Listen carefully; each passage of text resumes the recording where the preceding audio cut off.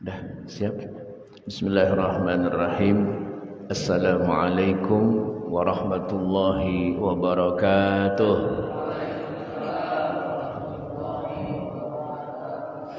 Alhamdulillah wassalatu wassalamu ala Rasulillah wa ala alihi wa ashabihi wa man tabi'ahum bi ihsanin ila yaumil qiyamah. Allahumma rabbi shrah li sadri wa yassir li amri wahlul 'uqdatam min lisani yafqahu qawli, amma ba'd. Para jamaah salat maghrib Masjid Jami As-Salam Al-Jami' yang mudah-mudahan semuanya dirahmati Allah Subhanahu wa taala, dicintainya, diridhoinya, dikasihinya, dituntunnya, dibimbingnya, dan kelak insyaallah disampaikan ke jannahnya. Amin ya rabbal alamin. Alhamdulillah, awal malam yang indah, bertabur rahmah, kelihatannya cerah. Mudah-mudahan maghfirah terlimpah curah untuk kita semua. Kita ada dalam keridhoannya di malam hari yang mulia, menjadi ajang kebaikan dan kemuliaan kita semua. Mari kita niatkan dan kita tekadkan bahwa malam hari ini adalah malam terbaik kita semua. Setuju apa enggak nih? Kita niatkan bahwa saya di malam hari ini akan menjadi insan yang benar-benar sukses. Tidak berani berbuat maksiat, semangat untuk taat, membuang hal yang sia-sia, menjadikan waktu memiliki daya guna. Oleh karena itu, di majlis yang mulia dan agung ini, mari kita sama-sama menghadirkan rasa bahagia kita, sukacita kita kepada Allah Subhanahu wa taala, karena sungguhnya atas kuasanya, atas ridhonya kita bisa hadir di malam hari ini. Salawat wassalam terlimpah curah kepada baginda Nabi Muhammad sallallahu alaihi wasallam, terlimpah curah kepada para keluarganya, sahabat-sahabatnya, dan para pengikut yang setia hingga yaumil akhir. Tayyib, para jamaah yang dirahmati Allah, malam hari ini saya ingin mengajak diri saya dan jamaah yang dirahmati Allah untuk membangun motivasi, membangun semangat, ya, bahwa kemenangan dan kesuksesan itu harus diperjuangkan. Setuju apa enggak nih? Bahwa kemenangan itu enggak datang dengan sendirinya. Sukses itu enggak datang dengan sendirinya, tapi melalui proses panjang yang harus kita perjuangkan.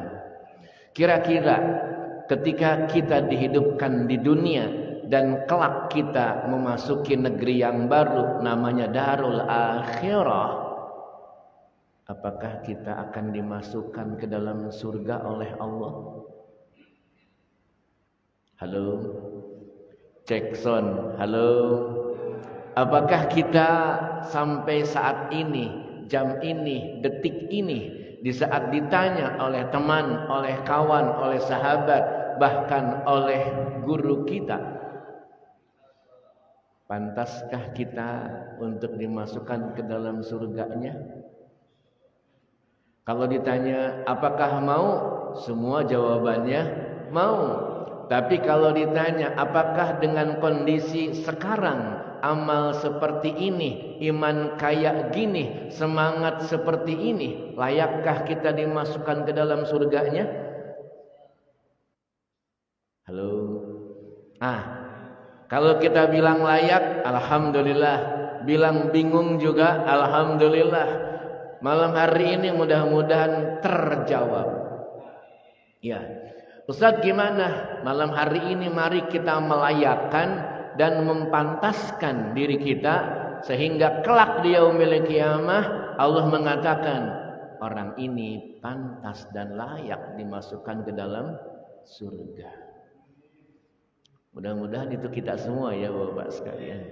Karena kalau saya lihat, ya Bapak-bapak pun melihat bahwa hidup di dunia ini tak lama, betul? Hidup di sini cuman sementara, waktunya tak lama. Kita berada di zona yang sesaat, bukan zona abadi. Oleh karena itu, Mari kita perjuangkan dengan maksimal waktu yang dihadiahkan oleh Allah kepada kita. Nah, malam hari ini mau bicara apa Ustaz? Saya ingin berbicara ada sekelompok manusia yang menjadi pewaris surga. Bukan pewaris kekayaan, pewaris harta, pewaris tahta, bukan. Tapi orang ini ketika hidup di muka bumi, ya ia dikategorikan oleh Allah kelompok yang akan mewarisi Jannatul Firdaus. Masya Allah. Insya Allah kita ya Pak. Masya Allah. Ustaz, apakah kita bisa? Kalau merujuk kepada Al-Quran, bisa.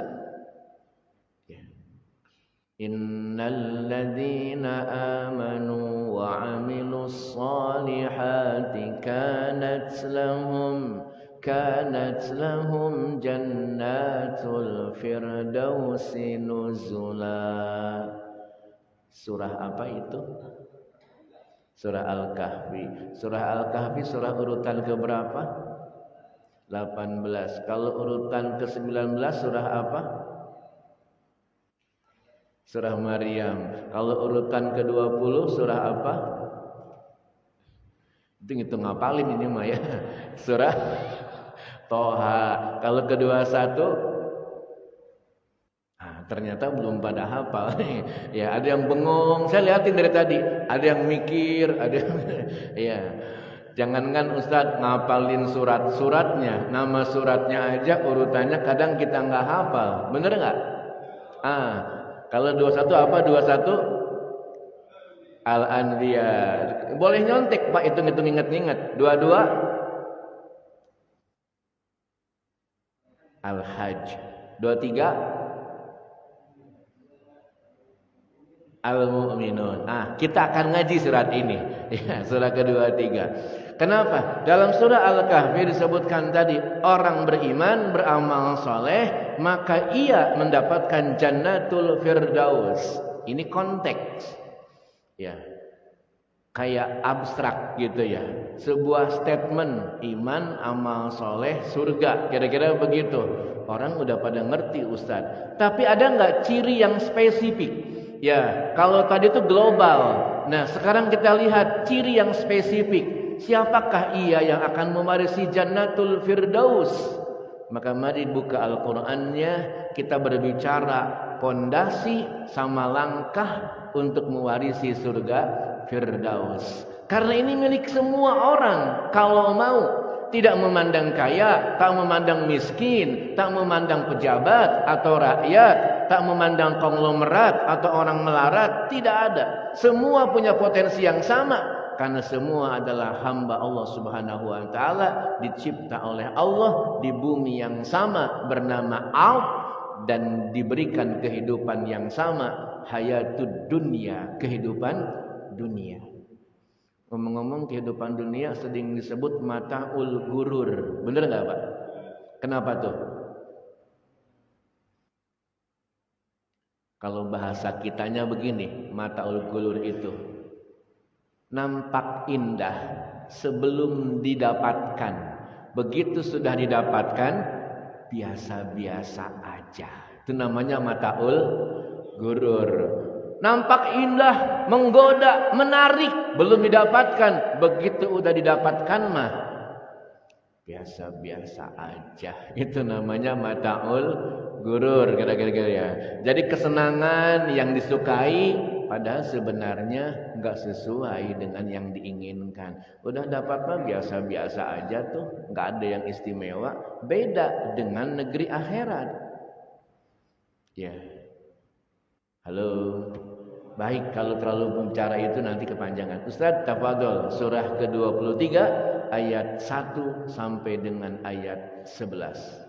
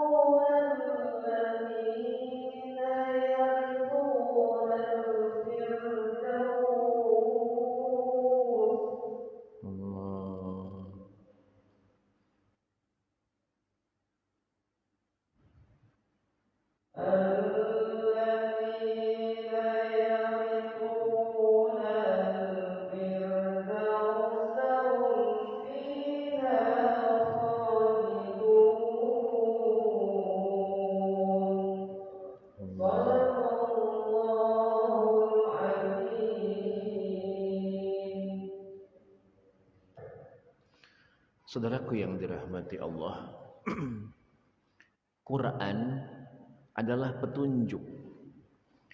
Kalau kita mengikuti petunjuk, sudah pasti hidup kita terarah. Langkah yang kita tempuh pasti akan sampai ke tujuan.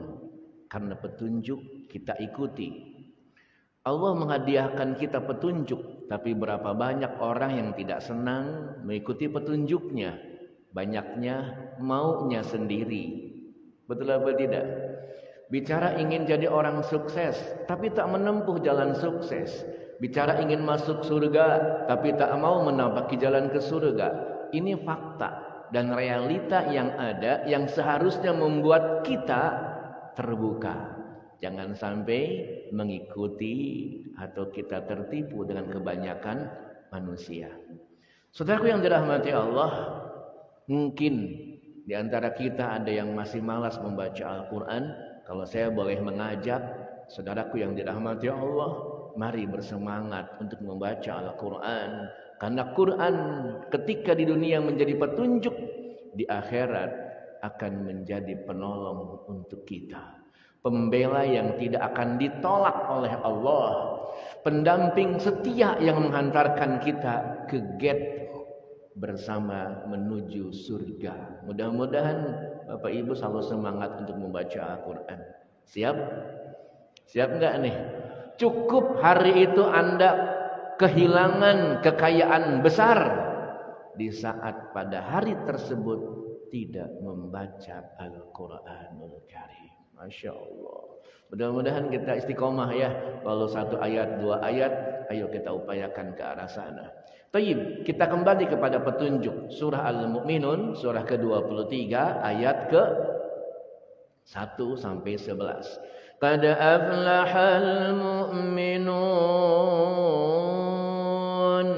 alladzina hum fi salatihim khashi'un والذين هم عن اللغو معرضون والذين هم للزكاة فاعلون. Sadaqallahul azim. Sampai ayat 4 dulu aja. Qad aflahal mu'minun, sungguh beruntung orang-orang beriman. Beruntung, siapa yang beruntung? Orang beriman. Ya, orang beriman yang beruntung yang bagaimana Ustaz? Artinya keberuntungan akan berpihak kepada orang beriman. Halo. Kata al-mu'minun sudah pada tahu orang-orang yang beriman yang secara spesifik karena ada alif lam ismul ma'rifah, kata benda yang terdeteksi secara spesifik. Qad aflaha, kata falaha artinya beruntung. Seruan ini sering kita dengar setiap hari. Betul enggak? Hayya 'alal falah. Mari kita menjadi orang yang beruntung. Mari kita menjadi orang yang menang. Mari kita jadi orang yang sukses. Bayangkan kalau kita pakai bahasa Indonesia itu azan. Kira-kira begitu kalimatnya. Hayya 'alal falah. Ganti. Mari kita menang. Mari kita jadi orang beruntung. Apa kita enggak termotivasi tuh? Halo. Kalau hayya 'alas shalah, mari kita salat. Salatnya udah Ustaz, tapi bicara beruntung terkadang orang mengabaikannya. Yang penting udah salat Ustaz. Ya, kemenangan kesuksesan itu enggak wajib. Padahal menang sukses harus kita perjuangkan. Karena surga bagi orang yang sukses. Bukan kekayaan, tapi sukses menghamba kepada Allah. Ya, kira-kira begitu. Nah, jadi gimana nih ketika saya bicara ya tadi yang akan mewarisi surga Firdaus? Ya, pondasi awalnya adalah tunjukkan bahwa saya orang-orang beriman. Baik, kalau saya boleh tanya, apakah yang hadir di sini semua orang-orang beriman? Alhamdulillah, berarti ya. Berarti saya Ustaz sudah punya kunci nih. Ya, tinggal apa Ustaz? Tinggal melangkah. Apalah artinya Anda punya kunci motor tapi enggak mendekati ke motornya, enggak bisa dipakai. Cuman diem aja. Punya kunci mobil, punya kunci rumah, kunci doang, enggak ada manfaatnya. Ya, iman, percaya kepada Allah Jalla wa'ala bagus, tapi amal harus diperbuat, amal saleh. Imannya udah ada. Ya, bagaimana amal-amal yang akan menghantarkan ke Jannatul Firdaus? Dalam surah Al-Mu'minun ayat ke-2 sampai ayat ke-9. Halo? Jadi pondasinya iman dulu. Terus yang kedua bagaimana? Alladzina hum fi salatihim khashi'un. Orang yang khusyuk dalam salatnya. Ustaz, kayaknya kalau seperti ini terlalu sederhana mengartikannya. Orang khusyuk dalam salat Ustaz, apakah saya sudah khusyuk dalam salatnya? Kalau jawabannya belum, kapan bisa khusyuk? Atau jangan-jangan enggak tahu khusyuk itu bagaimana? Khusyuk itu enggak ingat apa-apa Ustaz. Itu namanya enggak sadar kalau enggak ingat apa-apa. Justru salat itu aqimis sholata li zikri. Tegakkan salat untuk mengingatku. Jadi salat yang tegak di saat setiap yang dilakukan dipenuhi dengan ingat kepada Allah. Kalau khusyuk dalam bahasa Al-Quran itu sederhana. Illa 'alal khashi'in mu'minin, kecuali orang-orang yang khusyuk. Alladzina yazunnuna annahum mulaqu rabbihim wa annahum ilaihi raji'un. Orang khusyuk itu yang merasakan dirinya sedang berada di hadapan Allah. Begitu. Nah, para jamaah yang dirahmati Allah, khusyuk itu sebenarnya simbol dari apa, Ustaz? Dari hubungan baik seseorang dengan Allah. Jadi gimana langkahnya agar salat kita khusyuk? Ya, ibadah kita khusyuk. Sederhana, bangun hubungan istimewa dirimu dengan Allah. Maka khusyuk akan hadir. Halo, saya punya kawan di HP nih, banyak list orang. Lagi ngobrol asik dengan kawan. Tiba-tiba telepon masuk. Lihat, oh, special person, orang yang istimewa. Pertanyaan saya akan ngobrol terus apa saya akan angkat telepon? Angkat telepon. Kenapa? Orang istimewa. Padahal sama listnya, list teleponnya. Tapi Anda menganggap itu adalah panggilan dari orang istimewa. Halo, tinggalin tuh ngobrolnya. Lagi nelpon dengan orang biasa, tiba-tiba ada notifikasi, telepon masuk, dilihat, waduh, ini orang istimewa. Pertanyaan saya, dialihkan nggak telepon kita? Dialihkan. Kenapa? Orang istimewa. Ya. Halo. Halo. Bayangkan oleh Anda, sudah seperti apa keistimewaan Allah di kalbu kita? Sudah seperti apa hubungan kita dengan Allah? Kalau kita menganggap Allah masih biasa-biasa, maka salat kita pun akan biasa-biasa, Abang. Tapi kalau kita mengatakan Allah adalah istimewa, Allah adalah luar biasa, Allah segala-galanya, maka menghadap Allah berarti saya menghadap zat yang sangat istimewa. Maka pasti muncul upaya, ada kesadaran untuk khusyuk, ada semangat untuk membangun hubungan baik di situ. Halo. Berapa banyak orang yang ketika mendengar suara azan biasa-biasa aja? Ada enggak? Kenapa? Karena dia menganggap Allah itu biasa. Benar enggak? Panggilan itu panggilan biasa. Coba kita bilang, waduh, ini panggilan luar biasa. Yang manggil, yang nyiptain kita. Ya. Halo. Kalau para pengusaha begini, ya, kalau para pengusaha, ini yang telepon yang punya modal, yang punya kantor, yang punya PT, kita direksinya. Kira-kira langsung dijawab enggak? Kenapa? Yang punya.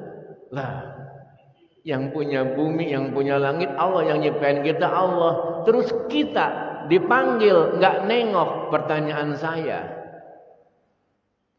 menganggap apa kita dengan Allah kalau begitu? Maka teman-teman, sahabat-sahabat, hal yang pertama kali harus dibangun ketika saya ingin menjadi pewaris Jannatul Firdaus, bangun hubungan istimewa dengan Allah. Gimana langkahnya, Ustadz? Contoh, saya mau sholat tahajud, bukan saya ingin kaya, bukan rezeki saya ingin banyak, enggak, tapi saya ingin membangun hubungan istimewa dengan Allah. Saya tambah dengan duhanya. Kenapa Ustaz duha? Saya ingin punya hubungan istimewa dengan Allah. Sampai saya dikenal sama penduduk langit. Diri dia istimewa. Halo? Ini fakta nih. Saya ketemu sama orang dan berbicara langsung. Ketika pernikahan putranya, yang menjadi saksinya salah seorang menteri di kabinet sekarang. Padahal bukan saudara, sekandung, om, tante, bukan. Tapi begitu dekat hubungan dia, ketika diminta untuk hal seperti itu aja, maka pejabat ini datang. Tuh, hubungan istimewa. Kenapa? Para pebisnis sangat punya hubungan baik. Dia rela bahkan demi sebuah hubungan berkorban. Betul apa enggak? Karena supaya bisnisnya lancar. Nah, teman-teman, sahabat-sahabat, kalau saya boleh ngajak, mulai saat ini bangun hubungan itu dan rasakan saya sudah membangun hubungan itu. Biar saya punya hubungan istimewa, saya akan luangkan waktu untuk baca Al-Quran. Bukan ingin ini dan itu, karena semua udah diatur oleh Allah. Kalau bukan bagiannya mah nggak dapat. Kalau udah jatahnya pasti disampaikan. Betul apa tidak? Daripada capek memikirkan yang bukan zona kita, mending yang kita bisa. Udahlah. Masa iya sih kalau saya bangun hubungan istimewa dengan Allah, nanti saya meninggal dunia dibiarin?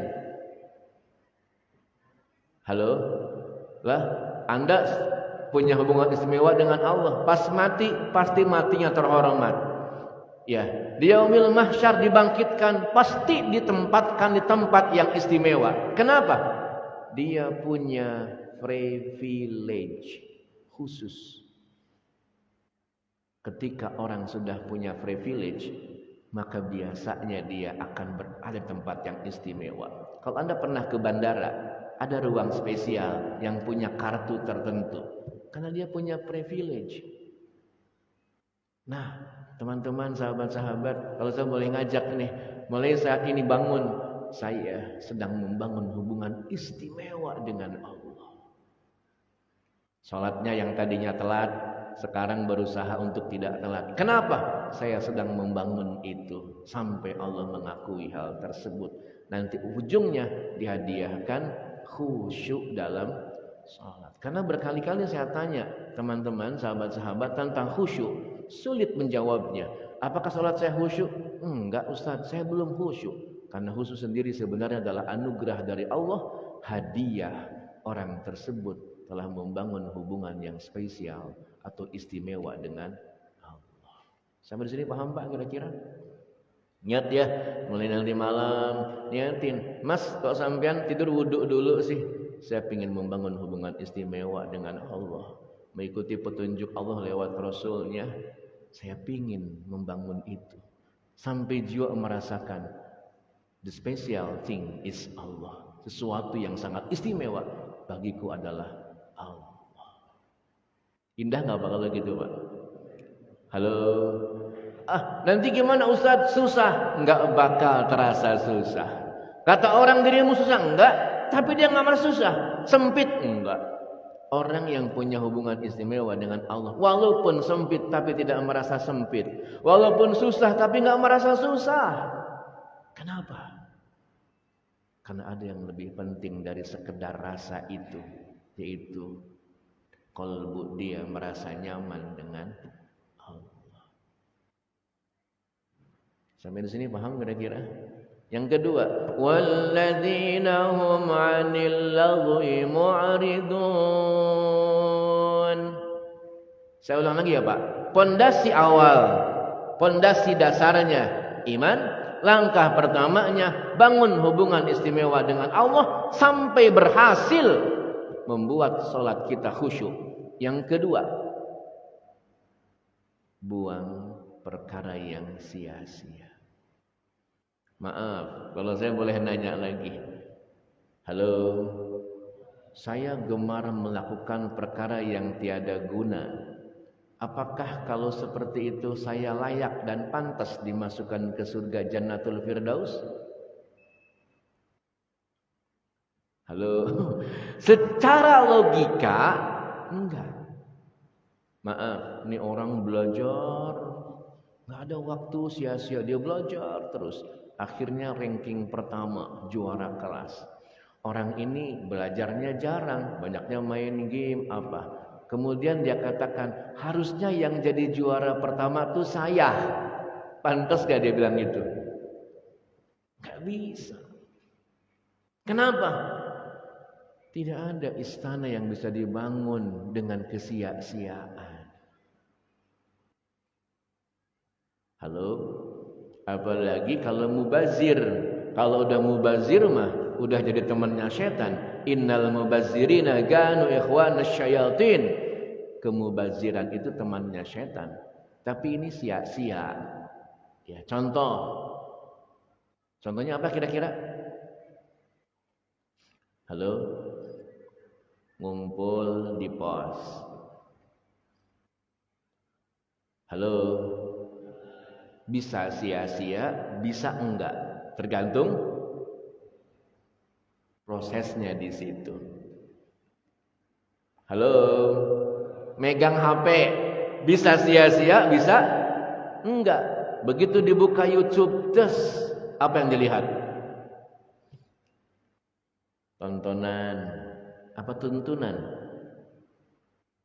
Kalau tuntunan Anda dapat ilmu, ada manfaat. Tontonan cuman hiburan. Boleh Ustadz? Kalau bicara boleh, boleh. Kan nggak dilarang. Tapi pertanyaannya, bukankah saya mau jadi orang yang istimewa? Bukankah saya ingin dilayakkan masuk ke surga? Dan paling tinggi surganya. Ustadz ngomong-ngomong surga, kenapa harus Jannatul Firdaus? Bercita-cita menaiki Jannatul Firdaus atau meniti tangga Jannatul Firdaus, itu perintah baginda Nabi Muhammad sallallahu alaihi wasallam.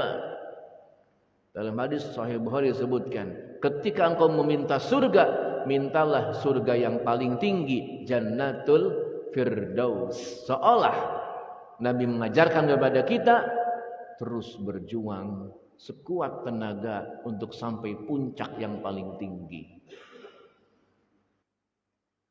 Bukan nggak boleh ngumpul, nggak boleh nonton, tapi mari kita bersama-sama. Yang kita kerjakan punya nilai.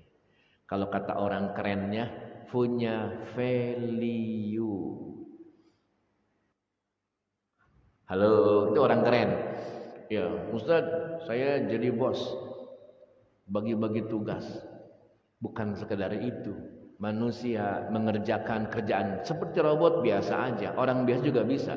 Tapi yang membangun value, membangun nilai, itulah agama. Halo, sampai sini paham Mbak kira-kira? Ini kok campur pakai bahasa begitu? Ya, supaya kita sama-sama paham. Nanti kalau bicara, oh begitu toh maksudnya, kira-kira begitu ya.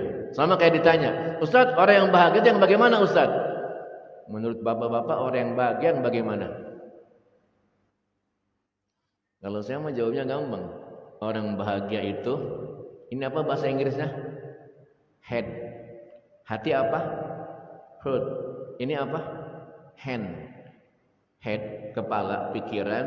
Heart, hati. Hand, tangan, perbuatan. Kalau sudah satu poros, satu sumbu, Anda bahagia. Itu aja, sederhana hidup. Lah Bapak di sini, ya, halo, lagi berbuat di sini. Pikirannya di sini, hatinya di sini. Nikmat banget, masya Allah. Bener nggak? Bahagia hidupnya, ya. Tapi seringkali orang begitu. Pikirannya kemana? Hatinya gimana? Perbuatannya kemana? Artinya nggak kemana-mana kalau begitu, tersesat dia. Ya. Baik, balik lagi. Ustadz gimana nih? Yuk kita berlatih. Lihat secara jujur, ada enggak perbuatan yang sampai saat ini enggak ada nilainya? Kalau ada, mari setahap demi setahap kita kurangi. Nggak bisa langsung, nanti stres. Ya, capek nanti. Sama kayak orang begini, Ustaz, ini badan saya gemuk nih, saya mau langsung dramatis ngurusin badan, bisa nggak? Bisa, tapi Anda akan stres dan Anda akan sakit. Bertahap terus, ikut proses alur. Ya, halo, ini orang sehari nonton YouTube, YouTube-nya drakor, dracin, drain, misalnya enggak? Ustaz daripada buang waktu, iya, salah enggak? Enggak ada yang salah, saya enggak menyalahkan. Tapi pertanyaannya, apakah Anda begitu ridho membuang mutiara yang mahal ditukar dengan tontonan yang tiada guna? Halo, kan waktu itu mutiara. 1 menit itu mutiara, sedetik itu mutiara, 1 jam itu mutiara mahal. Dengan semenit, 1 detik, 1 jam bisa menaikkan level kita yang paling tinggi. Kalau para orang-orang kaum kapitalis, 1 menit, 1 jam, berapa miliar dia bisa mendapatkan. Lah kita malah buang waktu. waktu. Maka gimana Ustaz? Waktu kita sama saudara, 24 jam sehari semalam. Yang membedakan apanya? Isinya. Ya, isinya. Bertetangga, berkeluarga sama seperti orang-orang. Yang ngebedain apa? Isinya. Bukan masalah kaya miskin, bukan saudara. Bukan masalah pendapatan banyak atau sedikit, bukan. Tapi waktu itu digunakan buat yang bernilai atau tidak. Kenapa dibilang innamal a'malu binniyah? Amal tergantung niat. Saat dia niat sedang membangun nilai. Halo? Halo? Saat dia niat, sama duduknya, sama kumpulnya, sama ngobrolnya, yang ngebedain apanya?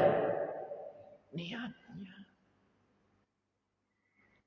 Ngobrol cuman ngorel ngidur, nggak ada niatnya, nggak ada waktu, nggak ada nilai. Tapi saya ngobrol ketemu sama teman, silaturahim, saya ingin memberikan pesan positif kepada dia, tinggi nilainya, maka ngobrolnya jadi ibadah. Sampai di sini paham tidak kira-kira? Nanti kan mau Agustusan, peringatan HUT RI, ada lomba di mana-mana, ada turnamen di mana-mana. Betul apa tidak, Pak? Ada nuansa hari kemerdekaan. Satu bahasa yang harus kita lakukan. Apakah hal tersebut itu perlu? Kalau perlu, bagaimana nilai kemanfaatannya? Kalau ada, yuk kita lakukan. Karena kita semua akan dimintai pertanggungjawaban. Kalau kita tidak bisa bertanggung jawab terhadap apa yang kita perbuat, buat apa dilaksanain? Halo? Halo? Duduk ini diminta pertanggungjawaban, jalan diminta pertanggungjawaban, hidup diminta pertanggungjawaban. Anugerah itu sudah dihadirkan, maka pastikan setiap yang kita lakukan bisa dipertanggungjawabkan. Sampai di sini bisa dipahami Pak kira-kira? Jadi tangga yang kedua atau langkah yang kedua, yuk buang perkara yang tiada guna. Setahap demi setahap, sedikit demi sedikit.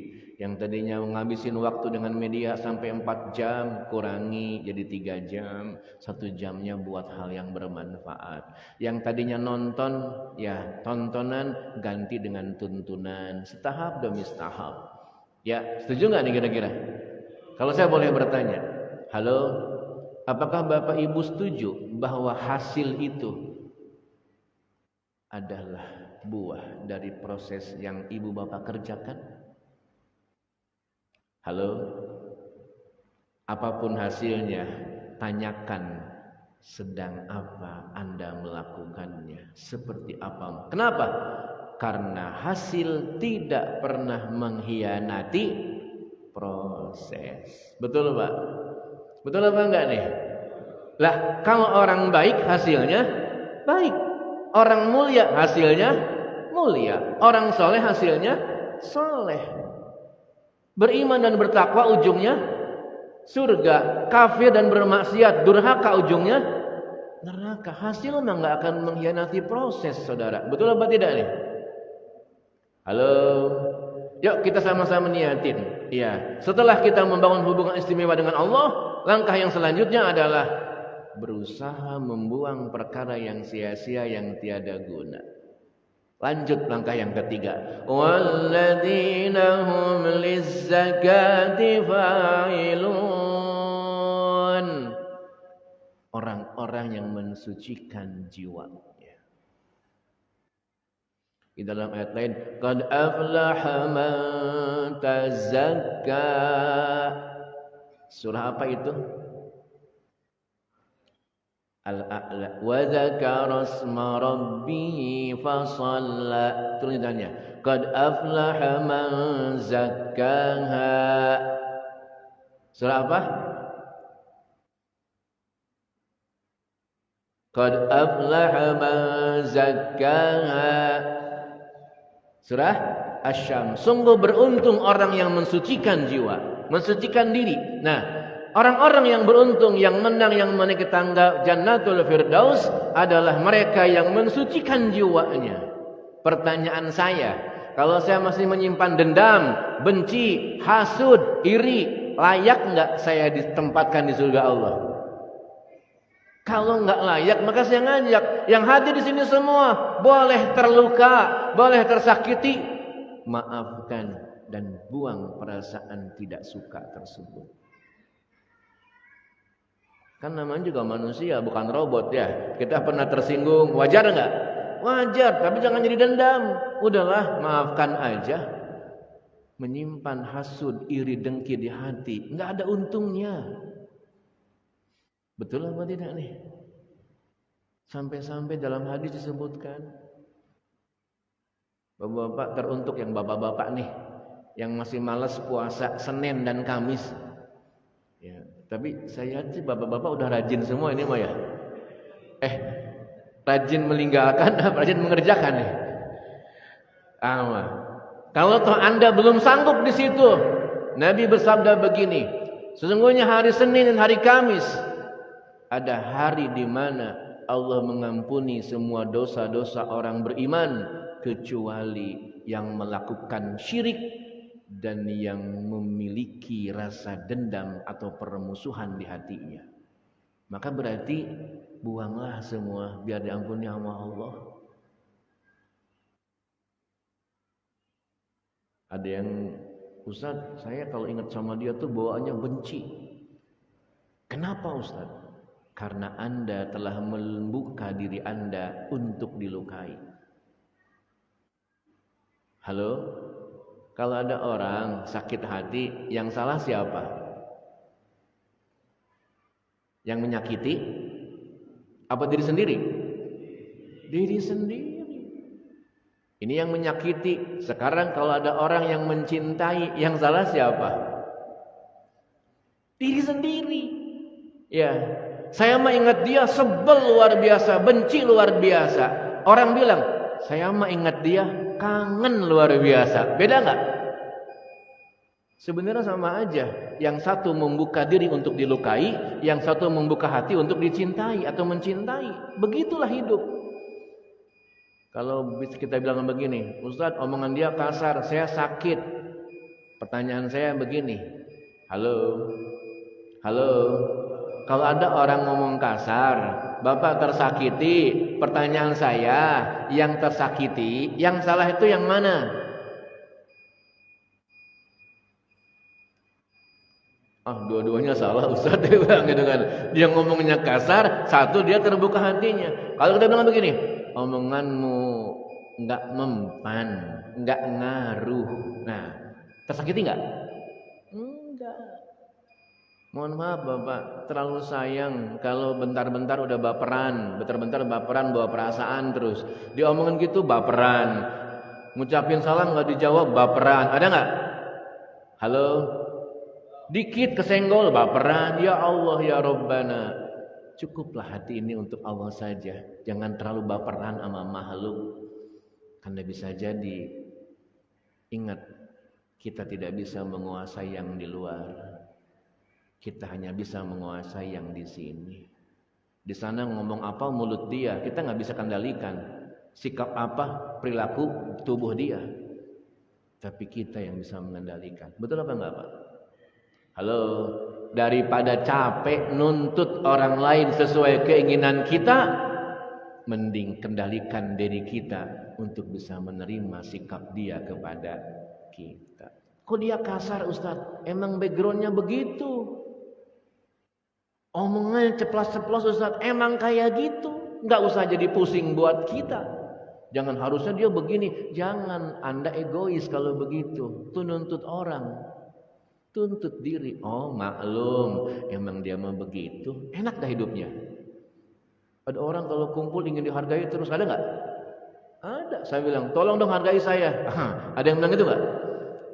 Maklum aja, emang dia memang tidak punya harga sehingga ingin dihargai. Pak, tidak ada rugi memuliakan orang. Tidak akan ada rugi menghargai orang. Mohon maaf nih ya. Halo, yang minta dihargai sekarang di dunia, akhirat tidak punya harga dia. Yang suka menghargai di sini, di dunia, yang suka menyayangi, mengasihi, memberi, mencintai, di akhirat dia akan dihargai, diberi, disayang, dicintai sama Allah Subhanahu wa taala. Tinggal tergantung maunya kita. Halo? Kenapa ada orang pingin dihargai? Ego, nafsu. Kenapa ada orang, halo, pingin dihormati? Ego, nafsu. Yang udah bisa mengendalikan nafsunya, tenang. Justru dia tidak ingin itu. Bahkan dia ingin, aku pingin menghargai kamu. Aku ingin menghormatimu. Halo. Nah, itu berawal dari kesucian jiwa. Ini baru 3 langkah nih Pak. Berapa langkah tadi? Ada 7 langkah. Pondasinya 1. Sampai di sini kira-kira bisa ketangkap enggak? Bangun hubungan istimewa dengan Allah sampai puncaknya Anda khusyuk dalam sholat. Yang kedua, buang perkara yang sia-sia. Sedikit demi sedikit, pastikan yang sia-sia dikurangi.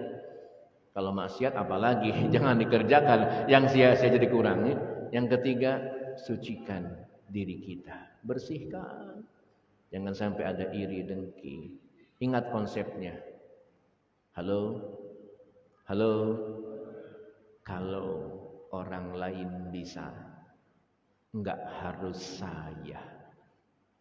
Jangan kebalik. Kenapa enggak saya? Kok orang lain terus? Halo? Halo? Ada enggak orang yang beli kendaraan tetangganya dia enggak enak? Tetangganya bikin rumah sampai tingkat 4 dia meriang. Ada enggak? Tetangganya beli konbik, wah kenapa dia terus? Kapan saya? Ada yang bilang itu enggak? Itu pertanda ada kotor jiwa. Kita harusnya bilang begini, ya Allah, alhamdulillah, enggak harus saya, teman saya yang bisa, saya senang, itu bersih jiwanya. Betul apa tidak nih? Bahwa kendaraannya bagus nih, motor mobilnya bagus, alhamdulillah. Saya senang, kenapa? Dia saudara saya, teman seiman, bahkan satu RT, bahkan satu gang, bahkan tetangga rumah. Saya senang, enggak harus saya, teman saya bisa, saya senang. Suci jiwanya, bersih hatinya. Yang gede ilmu, yang gede pahalanya justru orang yang kayak gitu.